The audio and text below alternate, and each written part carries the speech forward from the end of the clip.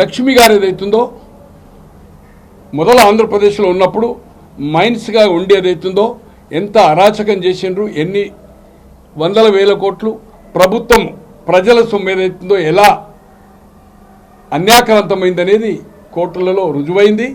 దాంట్లో గాలి జనార్దన్ రెడ్డి గారికి శిక్ష పడ్డది. ఈ మీద కూడా కేసు మళ్ళీ సుప్రీంకోర్టు ఏదైతుందో రీఓపెన్ చేయమని చెప్పడం కూడా జరిగింది. తో అటువంటి అధికారిని ఈ ఆంధ్ర రాష్ట్రానికి ఏదైతుందో తెలంగాణ క్యాడర్ ఉన్నా కూడా ఢిల్లీలో తను ముఖ్యమంత్రి అయిన తర్వాత 2019లో అనుకుంటే 24 వరకు ఆమెను ఉంచారు. 4 important of municipal principal secretary, special secretary చేశారు. అంటే మున్సిపల్ అంటే is a big big big subject all of municipalities of Andhra. దీంట్లో ఈ అభివృద్ధి ఇష్యూలో రోడ్స్ వైడెన్ కానీ తర్వాత సుందరీకరణ కానీ కేంద్రం నుంచి నిధులు రావడం వల్ల కొన్ని నామ్స్ ఉండడం వల్ల ఏదైతుందో ఈ టీడీఆర్ బాండ్స్ అనే సిస్టమ్ వచ్చేదైతుందో రోడ్ వైడనింగ్లు ఎవరికైతే స్థలాలు పోయినాయో వాళ్లకు వేరే వైపు అవుతుందో బాండ్స్ ఇష్యూ చేసి 3 ఫ్లోర్ల బదులు 6 ఫ్లోర్లు వేసుకునే అవకాశం. దీంట్లో వేల కోట్ల అవినీతి జరిగిందనేది ప్రతిపక్షంలో ఉన్నప్పుడు పవన్ గారు కానీ లోకేష్ గారు కానీ చంద్రబాబు గారు చెప్పారు. ఇప్పటి వరకు చాలా ఇష్యూలో సిట్ వేశారు, ఎంక్వైరీలు వేశారు. బట్ దీని ఇష్యూలో మాత్రము ఇష్యూ నడుస్తూ ఉంది కానీ దీనికి ఒక ఎంక్వైరీ అనేది ఇప్పటి వరకు వేయలేదు. మీ తిరుపతి ప్రెస్ క్లబ్ ద్వారా నేను ఈరోజు బీజేపీ పవన్ కళ్యాణ్ గారి టీడీపీ కూటమి నాయకత్వానికి అంటే చంద్రబాబు గారికి ముఖ్యంగా పవన్ కళ్యాణ్ గారికి బీజేపీ నాయకత్వానికి అట్లే లోకేష్ గారు వెరీ ఇంపార్టెంట్గా చూస్తున్నారు కనుక వారికి కూడా విజ్ఞప్తి చేసేది ఏంటంటే దీంట్లో వేల కోట్ల రూపాయల అవినీతి జరిగింది మీరే చెప్పారు.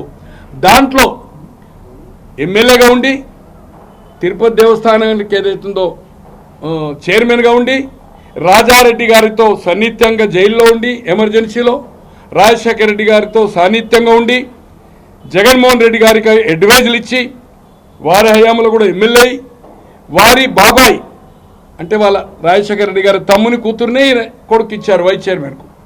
తో సలహాలు సంప్రదింపులు అన్ని వ్యవహారాలు చూసిన అతను ఈరోజు ఏదైతుందో 2 సంవత్సరాల స్కాండల్ అయిపోయిన తర్వాత ఈరోజు దీన్ని ప్రజల ముందుకు తేవడము అంటే చేతులు గాలినాక ఆకులు పట్టుకుంటూ ఉంటారు తెలంగాణలో. దొంగలు పడిపోయినాక కుక్కలు మరిగినట్టుంది. ఈరోజు ఏదైతుందో తాటకి లంకిని ఇంకెన్నెన్నో పదాలు అంటే రాక్షసుల పేరు ఏదైతుందో చెప్పాడు. భూములకు గుట్టలు ఏదైతుందో మింగేయడానికి అవకాశం కల్పించిందని తనే చెప్తున్నాడు. కోర్టులు కూడా జడ్జిలు కామెంట్ చేసిందని చెప్తున్నాడు.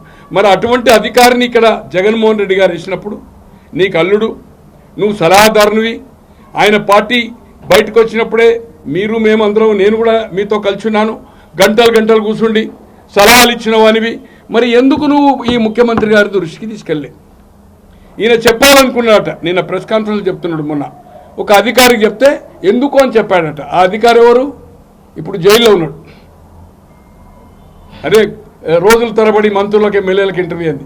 తనే చెప్తున్నాడు ఈ అధికారి మంత్రులను పూచిక పుల్ల లెక్క చూసింది. మంత్రులే కాదు ఆ శాఖ మంత్రి మున్సిపల్ ఎవరైతే చూస్తారో వాళ్ళని కూడా పూచిక పుల్ల కేరే చేయలేదని చెప్తున్నారు. మరి ఈ విషయము ఈరోజు పబ్లికేట్ చేస్తున్నావు. ఎప్పుడన్నా నువ్వు జగన్మోహన్ రెడ్డి గారి దృష్టికి తీసుకెళ్ళావా? ఏదైనా లెటర్ రాసి కానీ రిప్రజెంటేషన్ అనేది నువ్వు చెప్పావా? నేను ఎవరికి ఏం చెప్తున్నావు ప్రెస్కు? ఇక్కడ తిరుపతి ప్రెస్లో ఒక అధికారితో డిస్కస్ చేసిండట. ఎందుకు అనుకున్నట తన మీద ఏ ఆరోపణలు వచ్చినా స్పందించనట. మరి ఇప్పుడెందుకు స్పందించారు మీరు? తో దీంట్లో చాలా అవినీతి జరిగింది. ఈ అవినీతి ఆమె ఒక్క పాత్ర కాదు. వైజాగ్లో ప్రజాప్రతినిధులు దాంట్లో పార్ట్ అయ్యారు, గుంటూరులో అయ్యారు, తణుకులో అయితే ఒక మంత్రి అయ్యాడు. ఇక్కడ సంగతి నేను సబ్జెక్టు కరెక్షన్, ఎందుకంటే నేను ఎవరితో మాట్లాడలేదు. బట్ అతని మీద తెలుగుదేశము అధినేతలు నాయకులు ఆరోపణలు చేస్తున్నారు. అతనికి దాంట్లో భాగస్వామ్యం ఉందా లేదా అనేది ఈరోజు నిజాయితీ నిరూపించుకోవడానికి నిన్న ప్రెస్ కాన్ఫరెన్స్ చెప్పిండు. నేను ఏ ఎంక్వైరీకైనా సిద్ధమే. Yes, that is good. ఈరోజు ఏదైతుందో మీ తిరుపతి ప్రెస్ ద్వారా ఈ రాష్ట్ర నాయకుడైన చంద్రబాబు గారికి దాంట్లో పాటున్న పవన్ కళ్యాణ్ గారికి ఏదైతుందో దీని మీద వెంటనే విధాలి. ఈ యొక్క డబ్బులు కూడా కొన్ని వేల అయితే చెప్పలేను, 100 కోట్ల రూపాయలు అవుతుందో నాకున్న సమాచారం జగన్మోహన్ రెడ్డి గారికి ఎలక్షన్ ఫండ్ కూడా ఇచ్చారు. స్థానికంగా ఎక్కడైతే ఈమె ఈ గుంటూరు పట్టణంలో కానీ, కాకినాడ కానీ, తర్వాత తణుకు కానీ, తిరుపతి కానీ, వైజాగ్ కానీ అక్కడ ఉండే కొంచెం ప్రజాప్రతినిధులకు పోటీ చేసే వాళ్లకు వాళ్ళు అడిగారు. ఈమె కొందరికి ఆఫర్ ఇచ్చారు. అలాగే లంసమ్ పెద్ద అమౌంట్ కూడా దీని ద్వారా ఏదైతుందో పార్టీ ఫండ్ అధినేతకు జగన్మోహన్ రెడ్డి గారికి ఇచ్చినట్టు కూడా నాకు సమాచారం. నాకు చెప్పిన వాళ్ళు ఈ 2 రోజుల్లో కొందరితో వాకప్ చేసినప్పుడు దీని మీద ఎంక్వైరీ వేస్తే నిజానిజాలు బయటకు వస్తాయి. దీన్ని ఎంక్వైరీ వేయవలసిందిగా నేను అవసరమైతే ఒక 7-8 రోజుల్లో జస్ట్ ఇక్కడికి తిరుపతికి వచ్చాను కనుక ప్రజలు చెప్తున్నాను. గుంటూరు పోయి కూడా నా లెటరేడ్ మీద నేను ఒక రిప్రజెంటేషన్ మాజీ ఎమ్మెల్యేగా, మాజీ ఆర్టీ చైర్మన్గా, ఇది ప్రజా ప్రయోజనాల దృష్ట్యా గతంలో మీరు ఎన్నికల ముందు చెప్పారు. ఇప్పుడు ఏదైతుందో ఆ పార్టీలో ముఖ్యుడైన రాజారెడ్డి గారితో రాజశేఖర రెడ్డి గారితో జగన్మోహన్ రెడ్డి గారితో పనిచేసి ప్రజాప్రతినిధిగా ఎన్నికై తిరుపతి దేవస్థానం 2 సార్లు చైర్మన్గా ఉండి రాజశేఖర రెడ్డి గారి హయాంలో, మళ్ళీ జగన్మోహన్ రెడ్డి హయాంలో కొంతకాలం, అలాగే అతన్ని ఏదైతుందో డిమాండ్పై దీన్ని ఏదైతుందో ఎంక్వైరీ చేస్తే చాలామంది ప్రజాప్రతినిధులది బండారం బయటకు వస్తుంది. అలాగే ఎవరైతే బాధితులు ఉన్నారో కొంత ప్రభుత్వ భూమి కూడా ఏదైతుందో దీంట్లో ప్రైవేట్గా చూపి కూడా ఇచ్చినట్టుగా సమాచారం ఉంది. పత్రికల్లో, టీవీల్లో కథనాలు వస్తున్నాయి.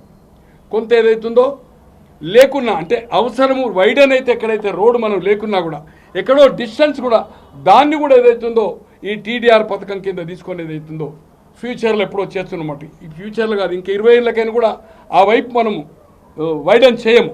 అటువంటి వాళ్ళకు కూడా టీడీఆర్ ఇచ్చిండ్రు.